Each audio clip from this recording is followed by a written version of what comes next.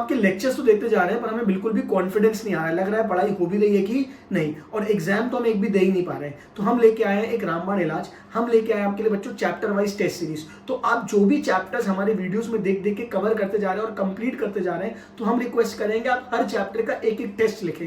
इससे आपकी प्रिपरेशन भी होती जाएगी हर चैप्टर की, एट द सेम टाइम आपकी राइटिंग प्रैक्टिस भी होती जाएगी, जो पास होने के लिए सबसे क्रूशियल होता है। आप हमारे CS दुनिया ऐप में जाके चैप्टर वाइज टेस्ट सीरीज जाके देखें और हर चैप्टर का एक एक टेस्ट, राइटिंग टेस्ट आप देते जाएं, जिससे आपकी राइटिंग प्रैक्टिस भी होती जाएगी और आपको एक एक चैप्टर याद होता चला जाएगा, जो आपके मेन एग्जाम में आपकी बहुत ज्यादा हेल्प करेगा। ज्यादा डिटेल्स के लिए हमारी CS दुनिया ऐप को डाउनलोड करें।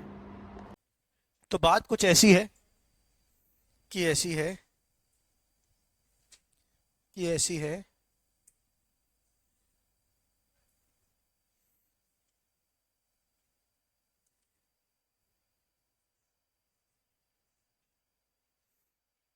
अपन ने restriction on availment of ITC पढ़ लिया था, राइट? नहीं पढ़ना था, इसके ऊपर तक का हमने पढ़ लिया था। अब हमको पढ़ना है restriction on availment of ITC. क्या होता है restriction on availment of ITC का मतलब? बेसिक बातें हैं, कब कब आपको आईटीसी नहीं मिलेगा। अगर तुम ये पढ़ लोगे तो तुम्हें यही समझ में आ जाएगा, सारी बातें हम कवर कर चुके हैं। क्या बोल रहा है बताओ, ये क्या बोल रहा है? कौन कौन से कंडीशन में आईटीसी मिलता है, कौन कौन से कंडीशन में आईटीसी मिलता है। देखो सारी बातें मैं आपको बता चुका हूं। क्या है? पोजीशन ऑफ टैक्स इनवॉइस, अरे सामने वाले के पास क्या होनी चाहिए? Tax invoice. फिर क्या होना चाहिए? जीएसटीआर 2B में रिफ्लेक्ट हो चुका होना चाहिए। गुड्स और सर्विसेज रिसीव हो गए होने चाहिए। आईटीसी शोन अंडर जो होना चाहिए वो रिस्ट्रिक्टेड नहीं होना चाहिए। रिस्ट्रिक्टेड का मतलब ये अपन पढ़ेंगे, सरकार को गवर्नमेंट ने सरकार को गवर्नमेंट ने नहीं, हमने गवर्नमेंट को टैक्स पे कर देना चाहिए और जीएसटी और रिटर्न 39 आपकी फाइल हो गई होनी चाहिए, तभी आप क्या कर सकते हो? आईटीसी ले सकते हो। हाँ या ना बोलो, आया कि नहीं आया? ये GSTR 1, the details of ITC in respect of such an debit notes have been communicated to the registered person in the form of GSTR 2B। ठीक है क्या? Can be availed unless the details are auto-populated in GSTR 2B. Furnishing details invoice note in GSTR 1 through by suppliers now mandatory to take credit. A self-policing mechanism for claiming violated ITC has been introduced। मतलब ठीक है, कोई मतलब नहीं है, काम की बातें सारी हो गई। ये ट्रांजिशनल प्रोविजंस हमारे काम के नहीं है, ये ट्रांजिशन जब मूवमेंट था उसके थे, इसको भी अपन स्किप करेंगे। ट्रांजिशनल प्रोविजंस पूरे अपने काम के नहीं है, जब क्वेश्चंस आएंगे तो हम उसके लिए देख लेंगे एक बार। ऑपरेशनल मैकेनिज्म चाहिए, ट्रांजिशनल प्रोविजंस ये भी अपने काम का नहीं है अभी, ठीक है क्या? ये ट्रांजिशनल प्रोविजंस भी अपने काम के नहीं है, अपने काम का है सीधे सीधे इनएलिजिबल क्रेडिट्स। क्या है? क्या है? Ineligible credits. इनएलिजिबल क्रेडिट्स में भी सबसे पहले मैं आपको मेन पॉइंट्स पढ़ा देता हूं, और मेन पॉइंट्स आपके क्या है? Block credit. क्या है? क्या है? Block credit. देखो नीचे आएगा, ब्लॉक क्रेडिट में सीधे चलेंगे, ऊपर वाला कराऊंगा मैं अभी, पहले आपको मेन सबसे इंपॉर्टेंट है इस चैप्टर में ब्लॉक क्रेडिट, ये मैं आपको पढ़ाने वाला हूं, ठीक है क्या? क्या होता है ब्लॉक क्रेडिट? क्या होता है ब्लॉक क्रेडिट? समझना ध्यान से। हमने आईटीसी कब कब मिलता है, हमको कंडीशंस क्या पढ़ी है बताओ? पर्सन रजिस्टर्ड होना चाहिए, गुड्स और रिसीव हो गए होने चाहिए, टैक्स इनवॉइस आ गया होना चाहिए, और GSTR 1 फाइल होनी चाहिए, 2B में ऑटो पॉपुलेट हो गया होना चाहिए, और उसने GSTR 3B यानी गवर्नमेंट को पे कर दिया होना चाहिए, और सबसे इंपॉर्टेंट जो आपके गुड्स और सर्विसेज हैं वो बिजनेस के लिए यूज होने चाहिए। काय के लिए यूज होना चाहिए? बिजनेस के लिए। अब सरकार ने बोला कुछ चीजों का आईटीसी नहीं मिलेगा, उसको हम ब्लॉक कर रहे हैं। क्या कर रहे हैं? ब्लॉक। ब्लॉक कर रहे हैं मतलब सर सारी कंडीशन फुलफिल हो गई, बिजनेस के लिए भी है, रिसीव भी हो गई, पे भी कर दिया, 1 में भी आ गया, 2B में आ गया, सब हो गया, तब भी उसका आईटीसी आपको नहीं मिलेगा।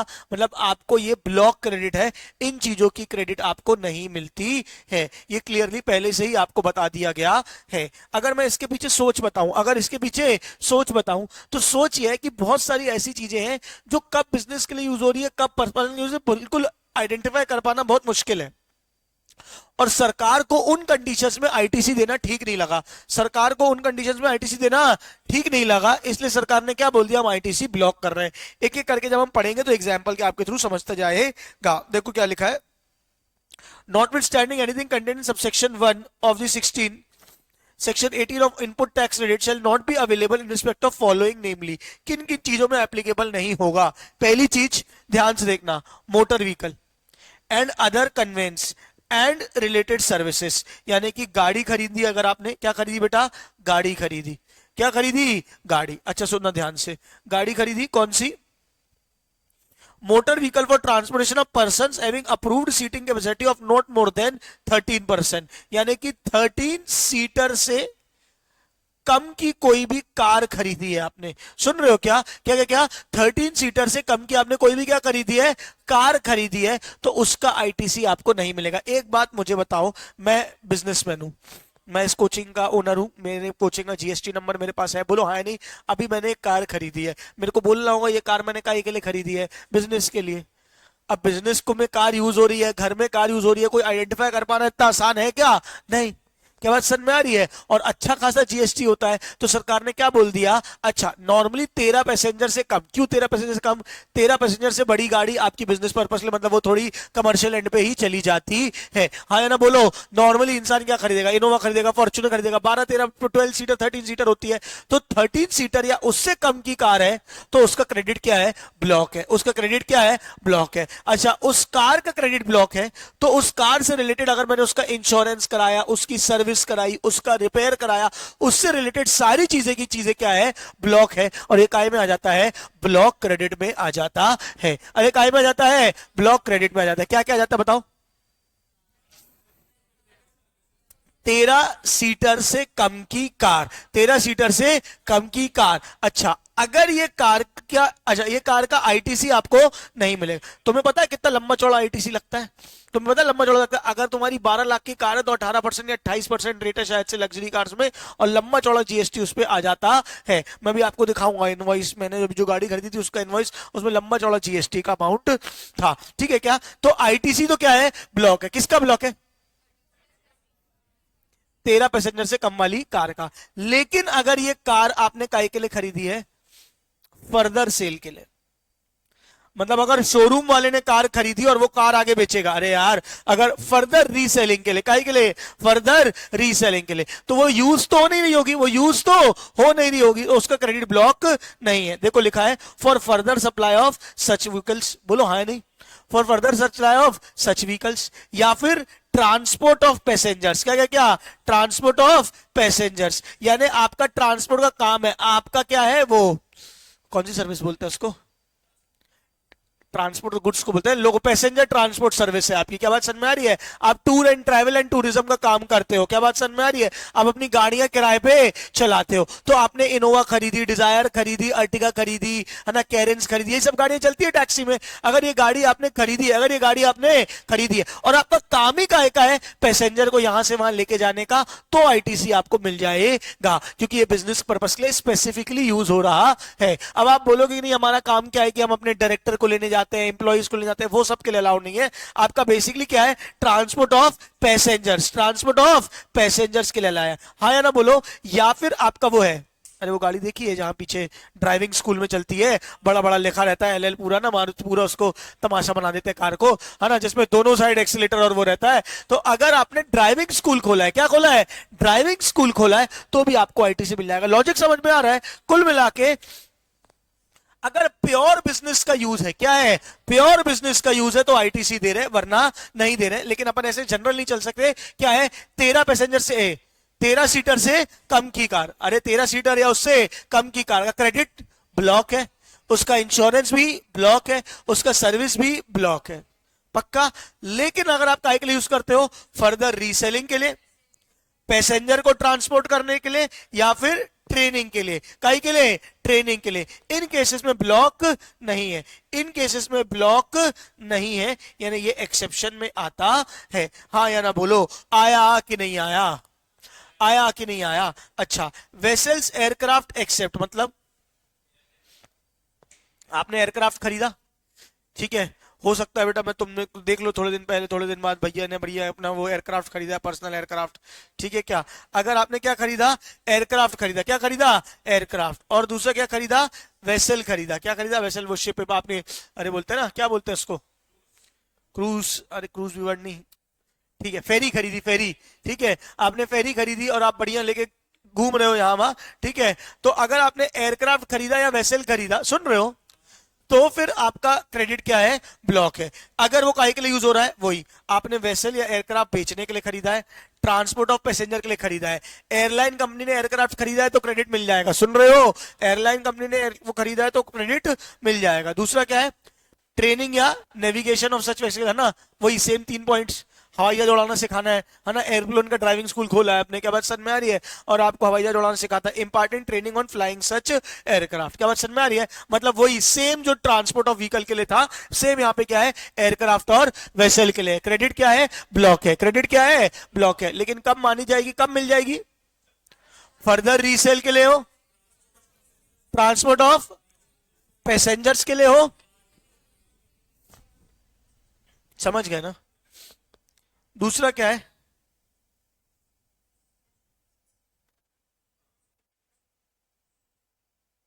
अगर ट्रांसपोर्टेशन ऑफ गुड्स के लिए यूज हो रहा है तो भी क्या है, क्रेडिट ब्लॉक नहीं है। बोला ना, vessels and aircraft except when they are used for point number 1, ये वाली सप्लाईज या फिर ट्रांसपोर्टेशन ऑफ गुड्स, यानी ट्रांसपोर्टेशन ऑफ गुड्स के लिए भी अगर आप क्या यूज कर रहे हो, ट्रांसपोर्टेशन ऑफ गुड्स के लिए भी क्या यूज कर रहे हो, हवाई जहाज यूज कर रहे हो या वेसल या एयरक्राफ्ट यूज कर रहे हो, तो भी क्या है, वो ब्लॉक क्रेडिट नहीं है, तो भी क्या है, वो ब्लॉक क्रेडिट नहीं है। कितनों को समझ में आया, हाथ उठाओ। तो हम क्या पढ़ रहे हैं, ब्लॉक क्रेडिट, ये पूरी याद करनी है, रट्टा याद होनी चाहिए, ये आपके आईटीसी में आता ही आता है, क्वेश्चन आएगा तो यही आएगा, आपको पूरी कहानी दे देगा। आपको सबसे पहले ये चेक करना है, कोई भी केस आए कि कितना आईटीसी मिलेगा कैलकुलेट करने के लिए, तो आपको सबसे पहले ये देखना है कहीं ये ब्लॉक तो नहीं है। अगर ब्लॉक है तो सीधे लिख देना है कि क्या है, ब्लॉक है। ब्लॉक नहीं है तो फिर आगे का कैलकुलेशन करना शुरू करना है। क्या बात समझ में, नहीं कराऊंगा क्वेश्चन भी मैं, लेकिन इसको एकदम एक एक पॉइंट रट्टा याद होना चाहिए, तो साथ साथ में याद करते जाओ। क्या है बताओ, कार 13 पैसेंजर से कम वाली, वेसल या एयरक्राफ्ट, ब्लॉक क्रेडिट है। सबके लिए एक्सेप्शन सेम है, क्या, ट्रांसपोर्ट फर्दर रीसेल के लिए, ट्रांसपोर्टेशन ऑफ पैसेंजर्स के लिए, या फिर ड्राइविंग और ट्रेनिंग के लिए। क्या बात समझ में आ रही है, सेम चीज वेसल और एयरक्राफ्ट में भी है, बस वेसल एयरक्राफ्ट में एक बात और है, transportation of goods, transportation of goods. अच्छा, ये ट्रांसपोर्टेशन ऑफ गुड्स ऊपर कार में एक्सेप्शन है कि नहीं है, भाई गाड़ी कौन सी बोली है, ड्राइविंग वाली कार, ड्राइविंग वाली कार 13 सीटर यानी कि नॉर्मल कार, ट्रांसपोर्ट वाली गाड़ियों की बात नहीं हुई है, जो छोटा हाथी और ये सब होते हैं उनकी बात नहीं हुई है। अरे आया कि नहीं आया, इनके साथ साथ जो जिसका मेन क्रेडिट ब्लॉक है उसका क्या, general insurance, servicing, repair, maintenance as equal to rotor vehicles, vessel, aircraft, वो सब भी क्या है, ब्लॉक है, वो सब भी क्या है बेटा, ब्लॉक है। बता दी थी बातें।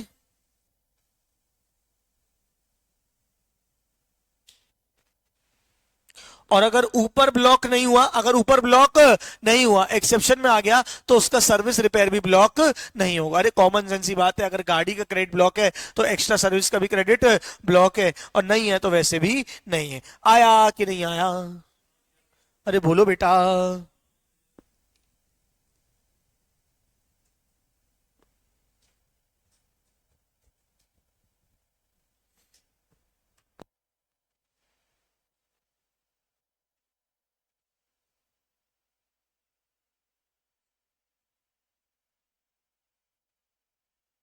चलो, यहां तक समझ में आ गया। ये पहला पॉइंट अपन ने किया, ये कौन सा पॉइंट किया, पहला पॉइंट। पहला पॉइंट क्या था, मोटर व्हीकल। पहला पॉइंट क्या था आपका, मोटर व्हीकल। ये पॉइंट नंबर ए था, 17.5 ब्लॉक क्रेडिट का सेक्शन है, और हमने उसका पॉइंट नंबर ए पढ़ लिया, मोटर व्हीकल। ठीक है, क्या पॉइंट क्या है, फूड्स एंड बेवरेजेस। यार ये mic, hello hello hello hello hello hello, हाँ बढ़िया, ठीक है। दूसरा पॉइंट क्या है बताओ बेटा, फूड्स एंड बेवरेजेस। क्या है, फूड्स एंड बेवरेजेस। और क्या है, outdoor catering, health services and other service. कुल मिला के पार्टी आर्टी कर रहे हो आप, क्या बात समझ में आ रही है। अगर आप कोई भी पार्टी करते हो तो पार्टी का जो बिल है उसका जीएसटी का आईटीसी आपको नहीं मिलेगा। रेस्टोरेंट बिल, अरे यार देखना, रेस्टोरेंट का क्रेडिट क्या होता है, बिल। आप सोचो ना, मैं चाहे तुम लोग को खाना खिलाने लेके जाऊं तो भी रेस्टोरेंट से वैसे ही बिल मिलेगा, चाहे मैं अपनी फैमिली के साथ डिनर पे जाऊं तो भी मुझे वैसे ही मिलेगा। मैं जब जब रेस्टोरेंट में जाऊंगा बिल बनवाऊंगा, बढ़िया खाऊंगा पीऊंगा, और उसमें अपना जीएसटी नंबर चढ़वा के क्रेडिट लेने आ जाऊंगा। अरे हाँ बोलो ना यार। और रेस्टोरेंट सर्विस तो हर कोई यूज कर सकता है, हर कोई बोलेगा हमने अपने एम्प्लॉइज को पार्टी दी थी, हमने अपने कस्टमर्स को पार्टी दी थी, यही चलता रहेगा। और पूरा पूरा क्रेडिट, कभी रेस्टोरेंट सर्विस से कुछ मिलेगा ही नहीं, हर कोई उसका क्या लेता बैठेगा, क्रेडिट लेता बैठेगा, है ना बोलो। इसलिए रेस्टोरेंट को, फूड को, बेवरेजेस को क्या कर दिया गया, ब्लॉक कर दिया गया। क्या कर दिया गया, ब्लॉक कर, देखो दिया है food beverages outdoor catering health service and other services, एक एक करके पॉइंट पढ़ेंगे। Foods and beverages outdoor catering beauty beauty treatment, parlour जा रहे हो जीएसटी बिल लेके आ रहे हो और बोल रहे हो कि हमारे बिजनेस का इनवॉइस है। Health services, cosmetic and plastic surgery, leasing renting और हायरिंग मोटर व्हीकल्स। ठीक है, ये वाले पॉइंट्स आपके क्या हो जाएंगे, ब्लॉक क्रेडिट हो जाएगा। क्या हो जाएगा, ब्लॉक क्रेडिट हो जाएगा। कब नहीं होगा, when use for the purpose of specified there in life insurance and health insurance. Life insurance का हेल्थ इंश्योरेंस का अपन अलग से पढ़ेंगे। आया कि नहीं आया, इसका एग्जाम्पल देखो नीचे क्या बोला है।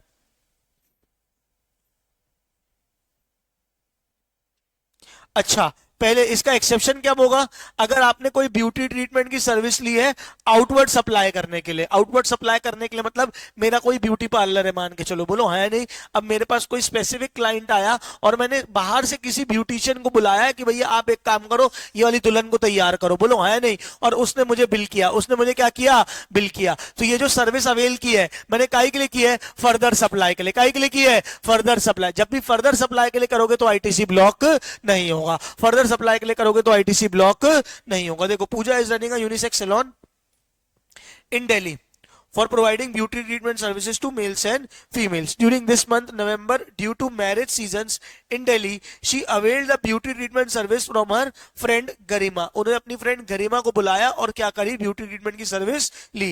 गरिमा raised invoice for the service provided to Pooja with applicable GST. Pooja used service provided by an Garima for making outward supply of services. बताओ क्या आईटीसी ब्लॉक होगा कि मिल जाएगा, होगा कि मिल जाएगा, मिल जाएगा। क्यों, क्योंकि फर्दर सप्लाई ऑफ सर्विस के लिए यूज हुआ है। आया कि नहीं आया, अरे हाँ बोलो, देख लो एक बार ध्यान से।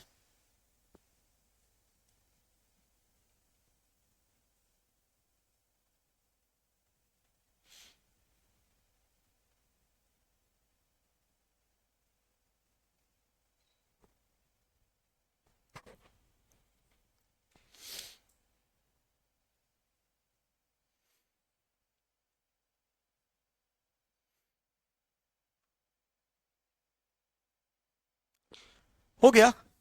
दूसरा क्या है, मेंबरशिप ऑफ क्लब। आपने जिम की जिम का वो लिया, मेंबरशिप लिया, हेल्थ फिटनेस क्लब की मेंबरशिप ली, इसमें आपको जीएसटी लगा के मिला तो इसका भी आईटीसी आपको। अरे यार, पर्सनल जिम के बिल लगा लगा के आईटीसी लेते रहेंगे लोग, हाँ या ना बोलो, इसलिए क्या बोल दिया, इन सबको आपको नहीं मिलेगा। आया समझ में।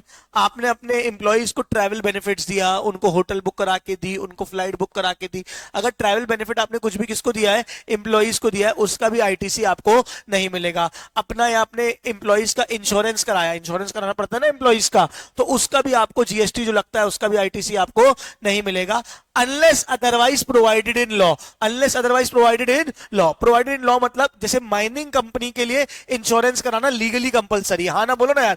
जहां जहां लीगली कंपलसरी है ना कोई भी चीज करवाना, इंश्योरेंस करवाना, हेल्थ फिटनेस की सर्विस देना, वहां वहां पे जीएसटी का आईटीसी आपको मिल जाएगा, वहां वहां पे जीएसटी का आईटीसी आपको मिल जाए। कितनों को बात समझ में आई, बताओ किस किस का नहीं मिलेगा, पहले बोलो पूरा शुरू से। 13 से कम वाले पैसेंजर, वेसल और एयरक्राफ्ट, उसके एक्सेप्शन याद हो गए होंगे। फिर क्या है यहां पे, क्या है बताओ, food beverages outdoor catering health services other services. अच्छा, इनका कब मिल जाएगा, जब फर्दर सप्लाई के लिए यूज कर रहे हो या फिर प्रोवाइडेड बाय लॉ है। देखो लिखा है, provided that ITC in respect of such goods और service of both shall be available where it is obligatory for an employer to provide the same to its employee under any law or time being in force. अगर law के तहत compulsory रखा गया है कि insurance कराना है तो उसका आईटीसी आपको मिल जाएगा। आया कि नहीं आया, अरे आया कि नहीं आया बोलो।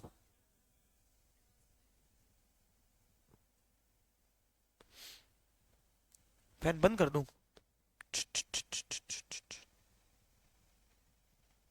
2 मिनट रुकना।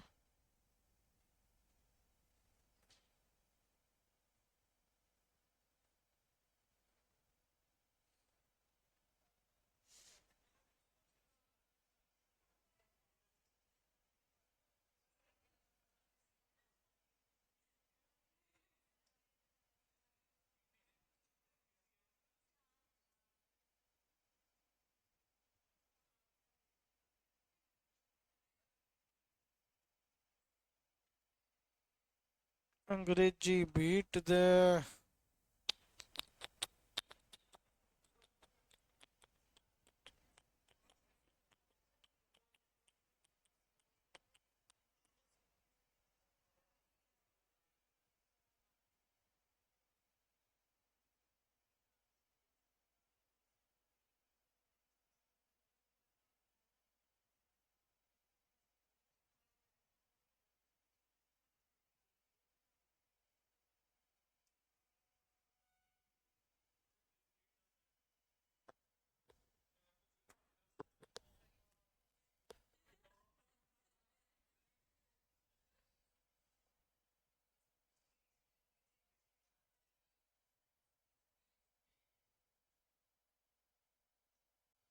चलो कोई बात नहीं। हाँ, हो गया क्या? अब क्या होता है वर्क्स कॉन्ट्रैक्ट। एक बार ना वर्क्स कॉन्ट्रैक्ट और जॉब वर्क समझ लो, दोनों चीज बार बार काम आएंगे, वर्ड आएंगे, ये आगे चल के इसकी डेफिनेशन भी पढ़ेंगे। वर्क्स कॉन्ट्रैक्ट क्या होता है पता है किसी को? हमने आपको कोई काम दिया, आप मुझे वो काम करके दोगे जिसमें गुड्स और सर्विसेज मिक्स है। गुड्स और सर्विसेज मिक्स है, मतलब आप गुड्स भी दोगे और सर्विसेज भी दोगे। जैसे मैंने किसी को ठेका दिया कि आप क्या करो, मेरी इस पूरी बिल्डिंग में पेंट कर दो, तो वो आएगा, पेंट भी वो लेके आएगा और पेंट भी वही करेगा, तो क्या हो गया? वर्क्स कॉन्ट्रैक्ट हो गया। क्या हो गया?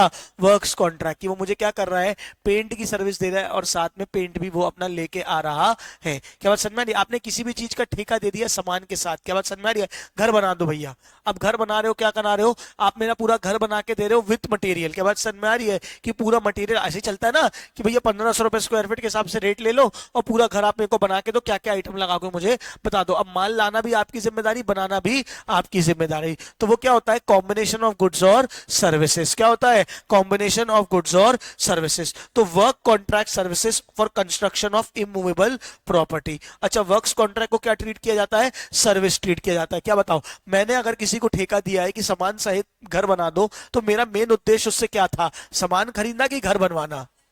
हाँ, घर बनवाना। मुझे पेंटर को दिया कि भाई तुम एक काम करो, मटेरियल सहित पेंट कर दो, तो मेरा मेन उद्देश्य क्या था? पेंट करवाना कि मटेरियल खरीदना? पेंट करवाना। वो तो साथ ही साथ तुमने मुझसे ले लिया। बात समझ में आ रही है? तो यहाँ पे इसको क्या ट्रीट किया जाता है? सर्विस ट्रीट किया जाता है। ऐसी एक चीज होती है जॉब वर्क भी। सुन लो क्या होता है जॉब वर्क। क्या होता है? मैं अपना प्रोडक्ट आपको देता हूं, आप उस पर काम करके मुझे वापस करके देते हो। उसमें आपको जैसे फॉर एग्जाम्पल क्या है, मेरा कपड़ों का काम है। काय का काम है? कपड़ों का शोरूम है मेरा, लहंगों का शोरूम है। क्या बात समझ में आ रही है ना? सब्य साची जैसा अपन को कोई लहंगा बनवाना है, बोलो हाँ या नहीं? अब लहंगों में हैंड वर्क होता है, पता है आपको?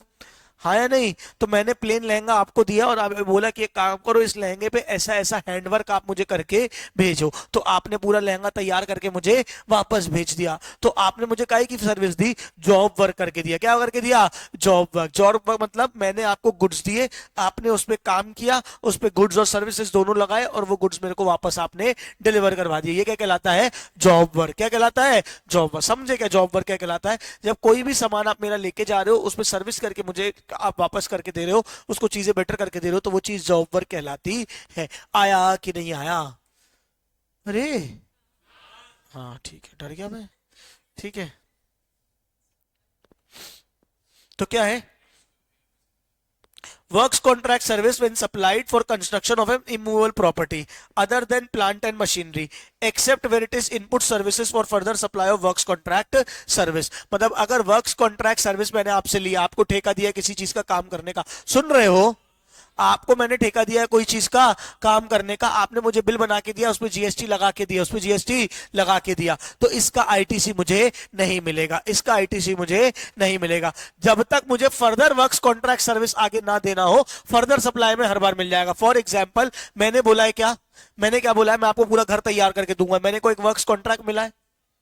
अरे हाँ, मुझे किसी को पूरा घर तैयार करके देना है, मुझे उसका वर्क्स कॉन्ट्रैक्ट मिला है। मैंने किसी और पेंटर को दिया कि पेंट का काम तुम संभाल लो, तो मैंने आगे वर्क कॉन्ट्रैक्ट सर्विस देने के लिए एक इनपुट वर्क कॉन्ट्रैक्ट सर्विस ली है। हाँ या ना बोलो? उस केस में क्या हो जाएगा? आईटीसी मिल जाएगा, वरना आईटीसी नहीं मिलेगा, वरना आईटीसी नहीं मिलेगा। कितनों को बात समझ में आई? हाँ या ना बोलो? चलो एक सेकंड ना, मैं रिकॉर्डिंग पॉज कर रहा हूं। अच्छा अच्छा अच्छा अच्छा अच्छा है, चलो पढ़े। क्या है? Self construction of immovable property क्या है? अच्छा अभी तक क्या था? अभी तक क्या था? वर्क्स कॉन्ट्रैक्ट दिया। क्या दिया? हाँ, वर्क्स कॉन्ट्रैक्ट दिया। वर्क्स कॉन्ट्रैक्ट में क्या कर रहे थे? ठेका दे दिया, गुड्स और सर्विस दोनों तुम में लगाओ, तो उसका ब्लॉक क्रेडिट, उसका क्रेडिट ब्लॉक है। ठीक है, मेनली घर बनाने से रिलेटेड चीजों में ना क्रेडिट क्या कर दिया है? ब्लॉक कर दिया है। क्यों ब्लॉक कर दिया? धांधलेबाजी बहुत होती है, बहुत काले का वाइट होता है इसमें। क्या बात समझ में आ रही है? तो इसलिए यहां पे क्या बोल दिया है कि ईट सीमेंट खरीदा, ये सब खरीदा, इसका भी क्रेडिट क्या कर दिया है? ब्लॉक। देखो, गुड्स और service of both receive bye taxable person for construction of immovable property other than plant and machinery of his own account, including when such goods or services both are used in the including when such goods or services are used both or in the course of furtherance of business. Explanation: for the purpose of clause C and D, the expression construction includes reconstruction, renovation, addition, alteration, repair to the extent capitalization to the said immovable property. कुल मिला के immovable property का आपने कुछ भी क्या कराया, immovable property कुछ भी आपने क्या कराया है, कंस्ट्रक्शन कराया है, आप उसके लिए जो भी गुड्स या सर्विसेज खरीद रहे हो, ईट, सीमेंट, गिट्टी, इन सब का आईटीसी आपको नहीं मिलेगा, इन सब का आईटीसी आपको नहीं मिलेगा। कितनों को बात समझ में आ गई ना? वर्क्स कॉन्ट्रैक्ट का मिलेगा ना, वर्क्स कॉन्ट्रैक्ट का मिलेगा ना, आपको खुद से कर रहे हो तो उसका मिलेगा। क्या बात समझ में आ रही है? आया कि नहीं आया? अरे बोल बेटा। फिर क्या है? गुड्स और service both which has been paid under composition scheme, underline कर लो, कॉम्पोजिशन स्कीम सेक्शन 10 होता है। कॉम्पोजिशन स्कीम क्या होता है अलग से हम एक टॉपिक पढ़ेंगे, सुन रहे हो? अब क्या है, 20 लाख के टर्नओवर के ऊपर आपको क्या करना है, जीएसटी का रजिस्ट्रेशन लेना है और सप्लाई करनी है और सबसे वो कलेक्ट करना है। बोलो हाँ नहीं? एक बार कैलकुलेट करो, 20 लाख यानी महीने का कितना?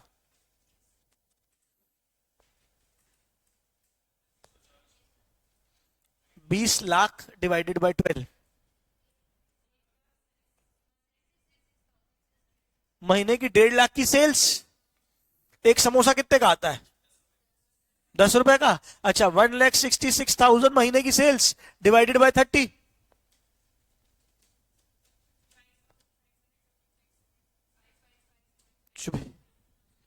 कितना आ रहा है? 5,500 रुपए रोज की सेल। अरे यार 5,000 रुपए, अपन 5,55,000 सेल पकड़े तो 55,000 हो गई 10 दिन की, और 30 दिन की हो गई 1,66,000, साल भर की हो गई 20 लाख। हाँ ना बोलो? अच्छा कितना बोला तुमने? 5,500 की रोज की सेल। एक समोसा कितने का आता है? करो divide.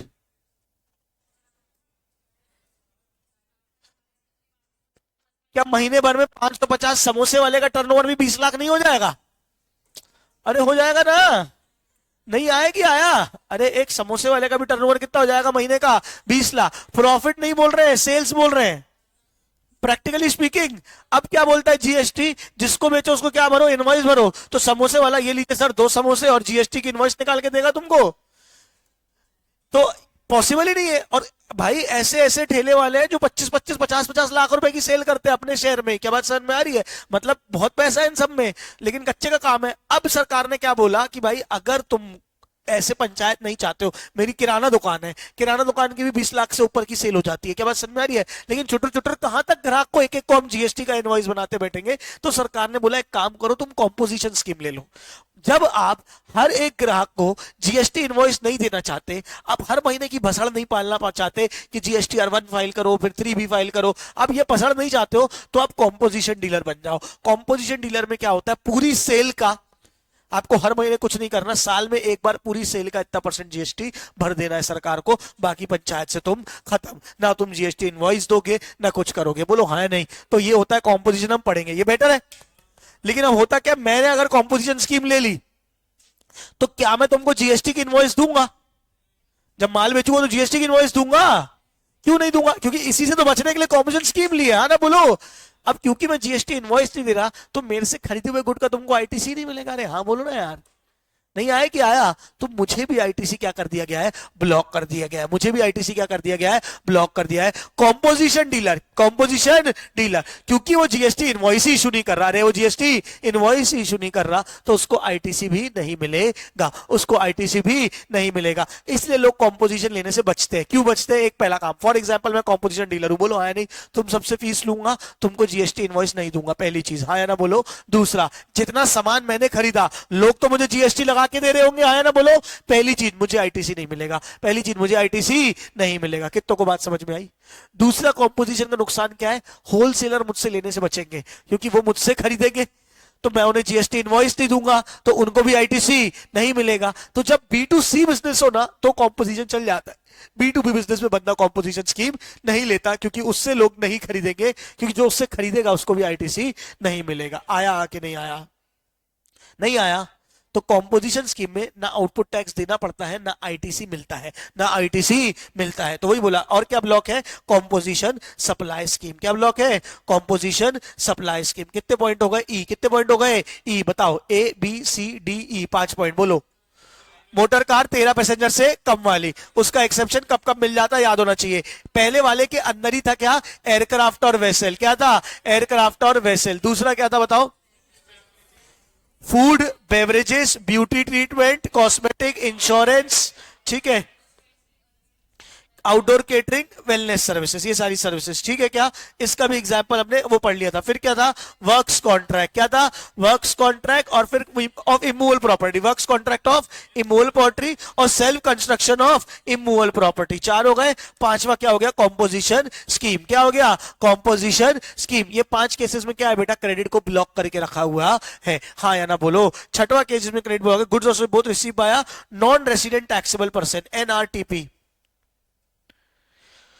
Accept goods imported by him. NRTP क्या होता है, नॉन रेसिडेंट टैक्सेबल पर्सन। क्या बात समझ में आ रही, बाहर से आया है कुछ दिन का बिजनेस करने के लिए, तो उसको एक अलग से क्या लेना पड़ता है, जीएसटी का रजिस्ट्रेशन लेना पड़ता है, जिसको बोलते हैं एनआरटीपी। क्या बोलते हैं, एनआरटीपी। तो एनआरटीपी क्या करता है, नॉन रेसिडेंट टैक्सेबल पर्सन होता है, उसको भी आईटीसी नहीं मिलता है। एक्सेप्ट कब मिल जाता है, अगर वो कुछ गुड्स इंपोर्ट करके लाया है, तो अगर वो कुछ इंपोर्ट करके लाया है तो उसका आईटीसी उसको मिल जाता है। नहीं आया कि आया, अरे बोलो यार, हाँ। फिर क्या है, गुड्स और services both use for personal consumption. अरे यार पहले ही बोल दिया बिजनेस के लिए मिलता ही है, तो ये तो बात ही हो गई, पर्सनल के लिए तो मिलेगा ही नहीं। कितनों को बात समझ में आई। एच पॉइंट क्या है, goods lost, stolen, destroyed, written off, disposed of by way of gift और फ्री सैंपल्स। क्या बोला, गुड्स लॉस्ट, गुड्स खरीदे थे तो उनका आईटीसी मिला था, बेचे नहीं है। अरे यार सुनो, आईटीसी सरकार दे क्यों रही है, क्योंकि तुम आगे उसको बेच के उसका जीएसटी कलेक्ट करके सरकार को दोगे, हाँ या ना बोलो। अब तुमने गुमा दिए, जला दिए, बर्बाद कर दिए, यानी सरकार को उससे आउटपुट टैक्स तो मिलेगा नहीं, तो घंटा आईटीसी भी क्यों मिलेगा, सरकार आईटीसी तुमको उसका नहीं देगी, सरकार को तो टैक्स चाहिए। नहीं आ रहा है, goods lost, stolen, destroyed, written off or disposed of by way of gift or free samples. However, where the activity of distribution of gifts or free samples falls within the scope of supply on account of provision in Schedule 1 of this said act, the supplier would be eligible to avail ITC. क्या मतलब इसका, आप मुझे बताओ, आपको पता चलना चाहिए क्या है ये वाला पॉइंट, पढ़ो और बताओ।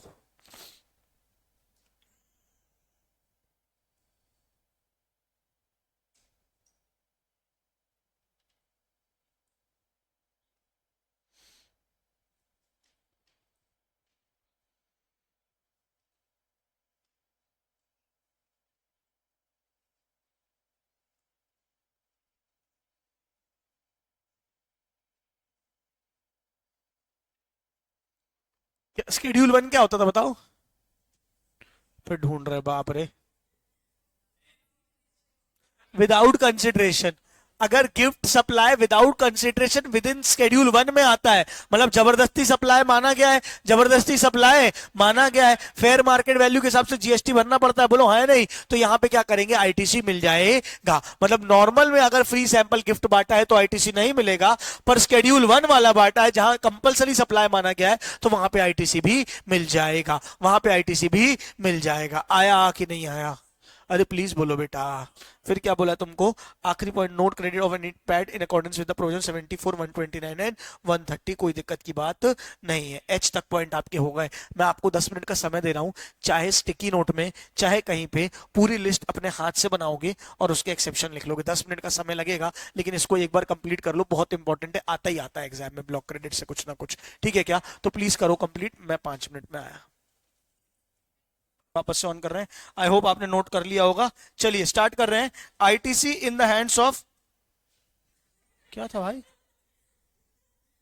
ITC in the hands of supplier in respect of sales promotion scheme. का की स्कीम बेटा, sales promotion. Sales promotion scheme मतलब पहला क्या है, आपने फ्री सैंपल बांट दिए, फ्री सैंपल बांट दिए या गिफ्ट बांट दिया, तो आउटवर्ड सप्लाई नहीं, ऊपर पड़ा तो वो क्या है, आउटवर्ड सप्लाई नहीं है। सप्लाई के लिए कंसिडरेशन होना जरूरी है ना, हाँ बोलो ना यार, आउटवर्ड सप्लाई ही नहीं है, तो उसके लिए आईटीसी भी आपको नहीं मिलेगा, आईटीसी भी आपको नहीं मिले। लेकिन लेकिन लेकिन लेकिन लेकिन अगर वो शेड्यूल 1 में आते हैं, काय में आते हैं, शेड्यूल 1 में, तो आपको आईटीसी मिल जाएगा। देखो लिखा हुआ है वही, samples which are supplied free of cost without any concern do not qualify as supply under the GST except where activity falls within the schedule of ambit of schedule 1.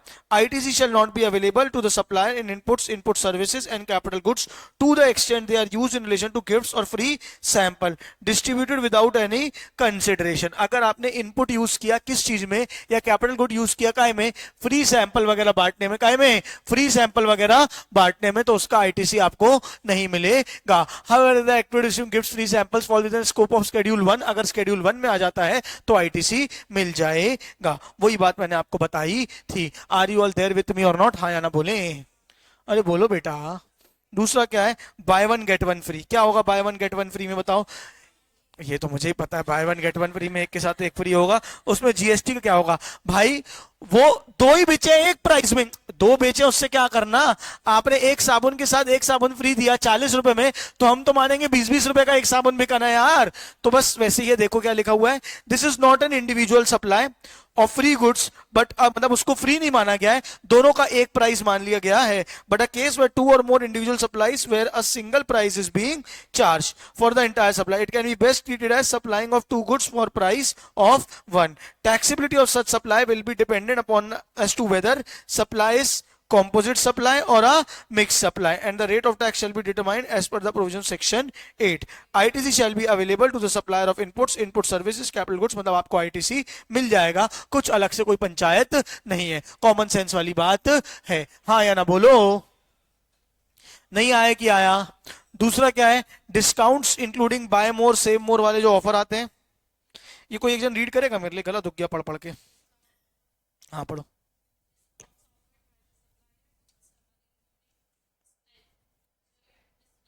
Staggered discount, ठीक है.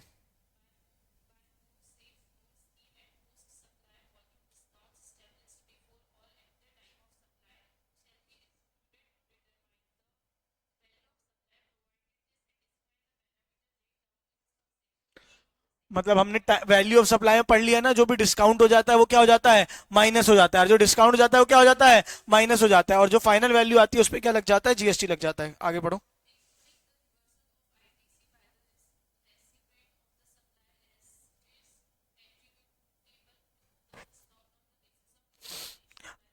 पढ़ा था अपन ने value of supply में, अगर बाद में discount मिला, क्या मिला? बाद में डिस्काउंट मिला, तो सामने वाले को आईटीसी क्या करना पड़ता है? रिवर्स कर.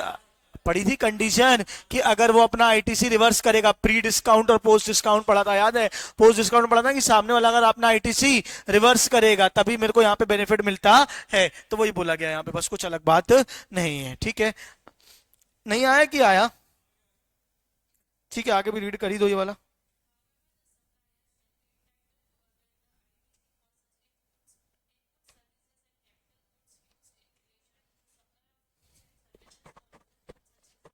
मतलब नॉर्मल आईटीसी मिल जाएगा, कुछ अलग से बात इसकी नहीं है, नॉर्मल है. ठीक है, आगे बढ़ो.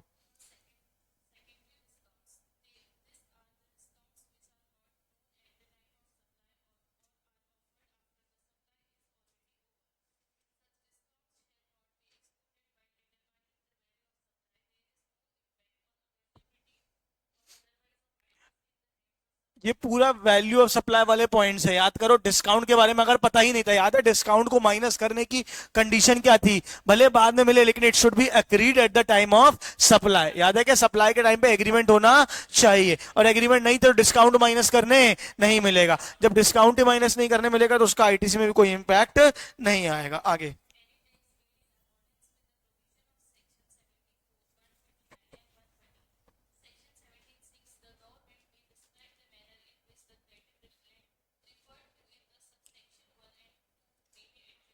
कोई दिक्कत नहीं है, नॉर्मल बात है, चल जाएगा. ठीक है, आगे. अच्छा, ऊपर जहां जहां वो आया था ना इमूवेबल प्रॉपर्टी, तो यहाँ पे प्लांट एंड मशीनरी की डेफिनेशन अपन ने पढ़ा था ना. अच्छा याद करना, हमने क्या पढ़ा था? इमूवेबल प्रॉपर्टी के लिए जो भी इनपुट यूज हुआ उसके लिए आईटीसी नहीं मिलेगा. लेकिन एक प्लांट भी तो इमूवेबल प्रॉपर्टी हो सकता है. प्लांट एंड मशीनरी जो जमीन में है ना, एक्सेप्ट प्लांट एंड मशीनरी, यानी प्लांट एंड मशीनरी में आईटीसी मिल जाएगा. तो यहाँ पे प्लांट एंड मशीनरी की डेफिनेशन बताई गई. प्लांट एंड मशीनरी की डेफिनेशन की है, plant and machinery means apparatus, equipment and machinery fixed to the earth by foundation or structural support that are used for making outward supply of goods or services or both include such foundation structural. Land and building कुछ civil structure है वो भी, telecom towers, pipeline, ये सारे उसके example दिए हुए हैं. कुछ खास इसमें नॉर्मल बात है ना, मतलब ये सारी चीजें, sorry, such foundation and structure supports excludes, अच्छा ये उसके अंदर नहीं आएगा. लैंड एंड बिल्डिंग नहीं आएगा, टेलीकॉम टावर्स नहीं आएंगे, pipeline laid outside the factory premises वो भी नहीं आएगा. चल जाएगा क्या? चलो यहाँ पे आपका ब्लॉक क्रेडिट खत्म होता है. क्या खत्म होता है? Block credit. अब अपन को पढ़ना है availment of ITC in special cases. Availment of ITC in special cases. 2 minute जितना पढ़ा है उस पर नजर मारो तो आगे बात करेंगे. जल्दी करो.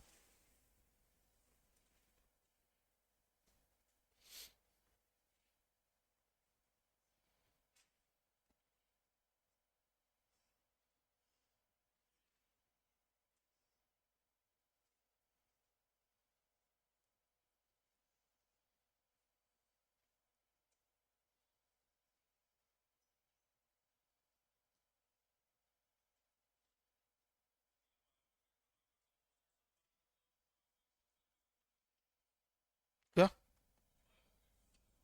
नहीं, उसमें कॉम्पोजिट कॉम्पोजिट सप्लाई और मिक्स सप्लाई ना बे, जहां पे 2-3 चीजें मिक्स रहती हैं, याद करो ना.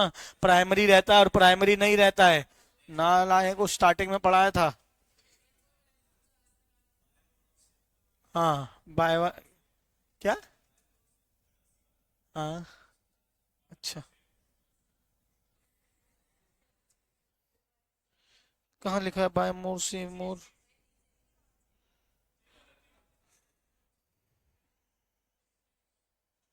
कुल मिला है बाय मोर सेव मोर करेंगे तो जो भी डिस्काउंट मिल रहा है वो बिल से माइनस हो जाता है. बिल से माइनस हो जाता है तो उसका आईटीसी आपको क्या करना पड़ता है, अगर पहले तो लेना नहीं है, अगर ले चुके हो तो क्या करना है, रिवर्स करना है. वही लिखा हुआ है.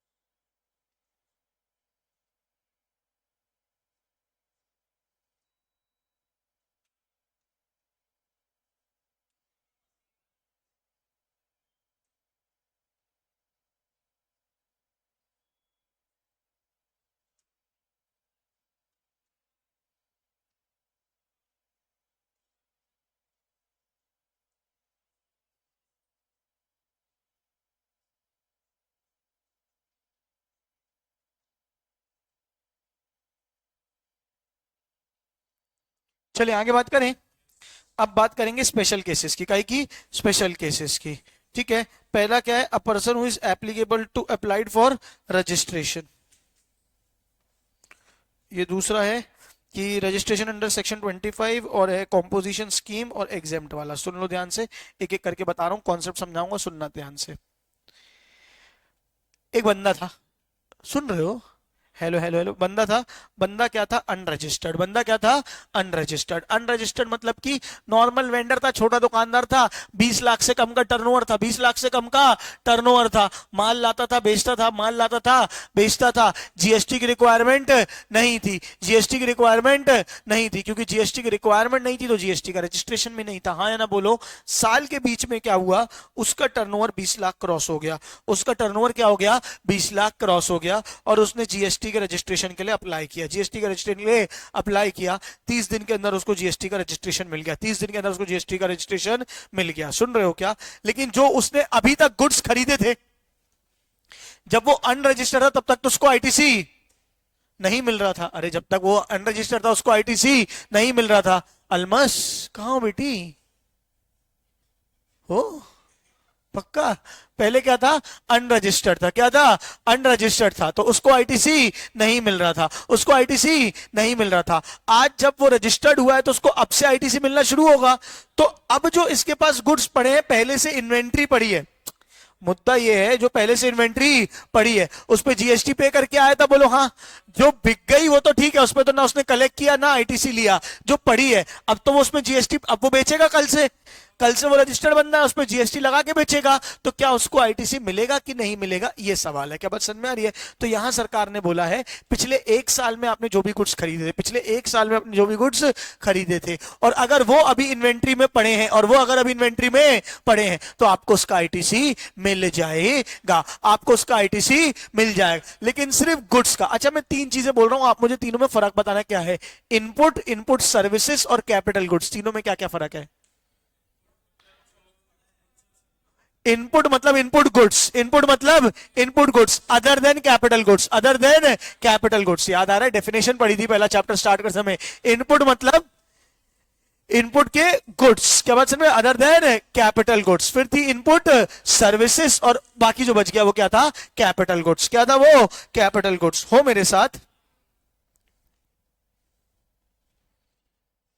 कोई रीड करेगा मेरे लिए? और सब लोग ध्यान से पढ़ना, रीड करना बेटा।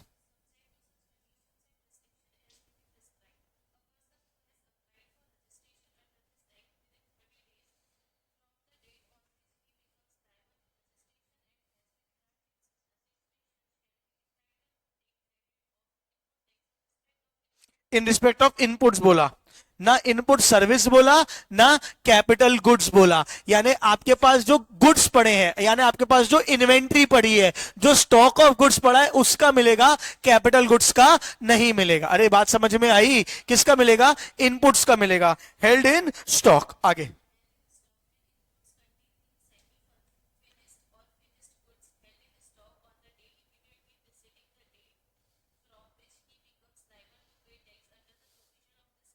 मतलब जिस दिन से वो लायबल हुआ है उस दिन उसके पास जितनी भी इन्वेंट्री है, किसकी? इनपुट्स की। किसकी बेटा? इनपुट्स की। अब चाहे वो फिनिश गुड्स हो, चाहे वो सेमी फिनिश गुड्स हो, चाहे वो रॉ मटेरियल हो। क्या बात समझ में आ रही है? अरे यार, मैं पेन बनाता हूं, क्या बनाता हूं? पेन। तो मेरे पास जिस दिन मैंने रजिस्ट्रेशन लिया, उस दिन मेरे पास सिर्फ कुछ प्लास्टिक पड़ी है, कुछ आधे बने हुए पेन पड़े हैं, और कुछ बने हुए पेन पड़े हैं। सब कुछ तो इनपुट ही है ना, सब कुछ तो क्या है? इनपुट। सब पे जिसका जीएसटी पे करके आया, पूरा पूरा आईटीसी मिल जाएगा, पूरा पूरा आईटीसी मिल जाएगा।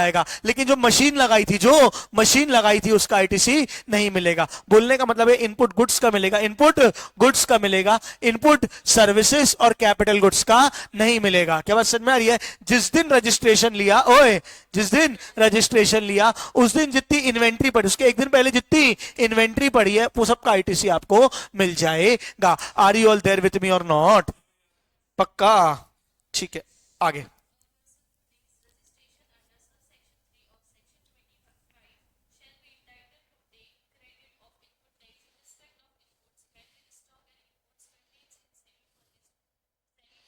सेक्शन 25(3) क्या होता है?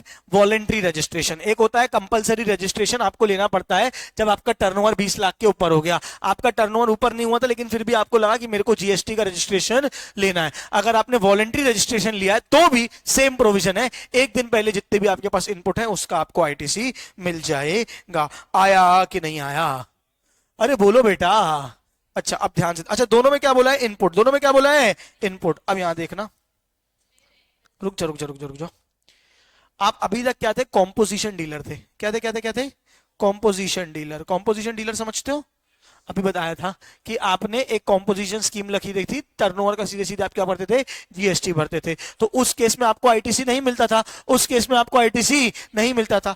एक लिमिट तक का बिजनेसमैन ही क्या हो सकता है? कॉम्पोजिशन स्कीम ले सकता है। जैसे एक लिमिट तक जीएसटी का रजिस्ट्रेशन लायबल नहीं है, वैसे ही एक लिमिट तक आप क्या ले सकते हो? कॉम्पोजिशन स्कीम ले सकते हो। अभी 1.5 करोड़ का टर्नओवर होता है, जहां तक अपन पढ़ेंगे अभी वो। अगर आपने वो लिमिट क्रॉस कर ली, अगर आपने वो लिमिट क्रॉस कर ली, तो आप कॉम्पोजिशन डीलर से क्या बन जाते हो?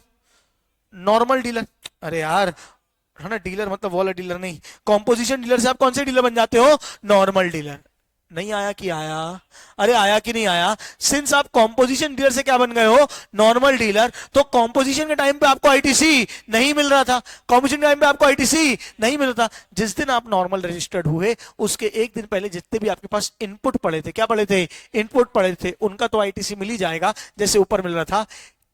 इनपुट कैपिटल गुड्स, क्या बोल रहे हैं, कैपिटल गुड्स का भी आईटीसी आपको मिलेगा। कैपिटल गुड्स की आईटीसी कितना मिलेगा उसका एक तरीका होता है, कैपिटल गुड्स का आईटीसी उसका एक तरीका होता है। क्या तरीका होता है बता रहा हूं, पहले सुनना। उसके पहले मुझे बताओ, क्या कभी के जैसे फॉर एग्जांपल गुड्स वाला बताओ, मैंने क्या बताया था, लास्ट एक साल में जो गुड्स खरीदे उन्हीं का मिलता है, लास्ट एक साल में जो गुड्स खरीदे उन्हीं का मिलता है। अगर 3 साल पुराना कोई गुड इन्वेंट्री में रखा हुआ है तो उसका आईटीसी, वैसे ही कैपिटल गुड जो पिछले एक साल में खरीदा है उसी का मिलेगा। उसका पुराना कोई कैपिटल गुड खरीदा तो उसका आईटीसी नहीं मिलेगा। कितना मिलेगा आईटीसी देखना, फॉर एग्जांपल मैंने 50 लाख की मशीन खरीदी, कितने की, उस पे 6 लाख का मैंने जीएसटी भरा था, बोलो है नहीं, तो 6 लाख रुपए क्या था आईटीसी, 6 लाख रुपए क्या था आईटीसी। कितने लोग मेरे साथ हैं, 6 लाख का क्या था आईटीसी। अब 6 लाख का जो आईटीसी था मुझे इसका आईटीसी अवेल करना है, नहीं समझ आ रही, अभी तक तो मुझे आईटीसी इसका मिला नहीं था क्योंकि मैं कॉम्पोजिशन डीलर था, बोलो है नहीं, और ये पिछले एक साल में ही खरीदा तो इसका आईटीसी मेरे पास अवेलेबल है। कितना मिलेगा आईटीसी माइनस 5%, कितना 5% पर क्वार्टर, 5% पर क्वार्टर, पर क्वार्टर मतलब सुनो, अगर उसको खरीदे हुए 9 महीने हो गए, अगर उसको खरीदे हुए 9 महीने हो गए तो कितने क्वार्टर हो गए, 3 क्वार्टर, कितने क्वार्टर हो गए 3 क्वार्टर, तो 5% 5% 5% माइनस करोगे, 5% 5% 5% माइनस करो, यानी कितना माइनस करोगे 15%। 6 लाख का 15% क्या करोगे माइनस करके, बाकी का आपको क्या मिल जाएगा आईटीसी मिल जाएगा। आया कि नहीं आया, कितना 5,10,000 का आपको आईटीसी मिल जाएगा। नहीं समझे कि समझे, अब रीड करो।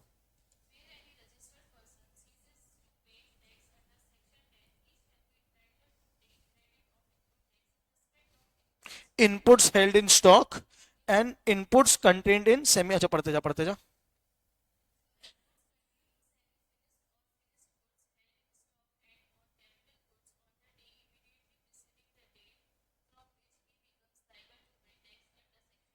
मतलब क्या आ गया, कैपिटल गुड्स भी आ गया। ध्यान से पढ़ना, अंडरलाइन करना, ऊपर दोनों सेक्शन में क्या था, इनपुट और इनपुट ही था, क्या था, सिर्फ इनपुट्स था। क्या बात समझ में, इनपुट सर्विसेज तो कहीं नहीं आया, वहां भी इनपुट था वहां भी इनपुट था, यहां पे क्या आ गया, कैपिटल गुड्स भी आ गया। इनपुट्स तो आया ही आया, साथ में क्या आ गया, provided that credit on capital goods shall be reduce by S में भी प्रिस्क्राइब। कितना प्रिस्क्राइब्ड है ये नहीं बताया, लेकिन प्रिस्क्राइब्ड है। कितना प्रिस्क्राइब्ड है 5% पर क्वार्टर, क्या क्या क्या 5% पर क्वार्टर आप क्या करोगे माइनस करोगे। इसके न्यूमेरिकल आपके टैक्स में होंगे तो मैं आपको करा दूंगा, आया ना, बोलो।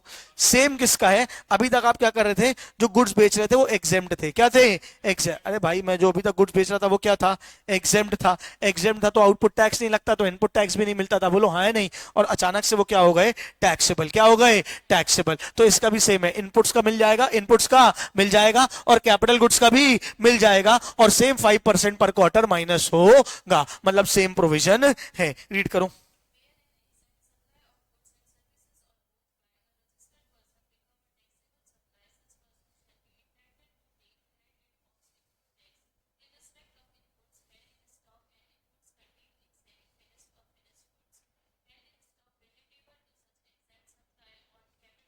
बोल दिया कैपिटल गुड्स ना,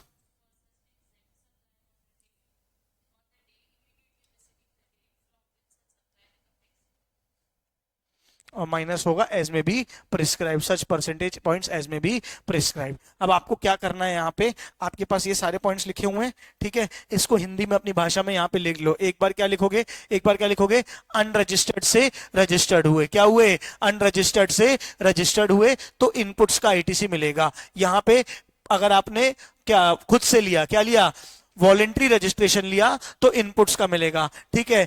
कॉम्पोजिशन स्कीम और एग्जाम्पशन से हट गए तो इनपुट्स और इनपुट्स और कैपिटल गुड्स दोनों का मिलेगा। तो ध्यान से बताऊं तो यहां पे दोनों पे इनपुट्स एंड कैपिटल गुड्स दोनों का मिलेगा, और यहां पे सिर्फ किसका मिलेगा, इनपुट्स का।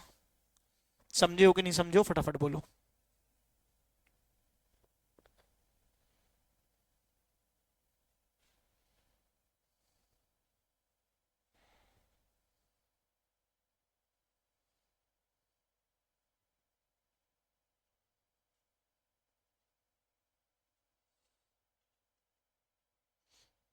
ठीक है, और सबकी मैक्सिमम कितने पुराने गुड्स होने चाहिए, 1 साल पुराने। मैक्सिमम कितने साल पुराने होने चाहिए, 1 साल पुराने। तो यही दिया हुआ है, registered person not be entitle, वही 1 साल पुराने वाले ही का आईटीसी मिलेगा, उससे पुराने का नहीं मिलेगा। आया कि नहीं आया, हाँ या ना बोलो।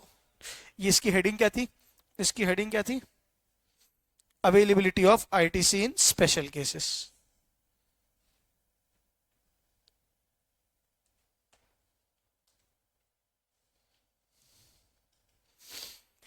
हे राम तेरी माया।